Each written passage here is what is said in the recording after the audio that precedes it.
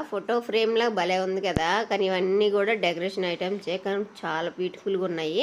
ఇక్కడ దొరకదు అనేది ఏం లేదు, అన్నీ దొరుకుతాయి. బట్ కాకపోతే కొంచెం కాస్ట్ ఏమో అనిపించింది నాకైతే, నా ఫీల్.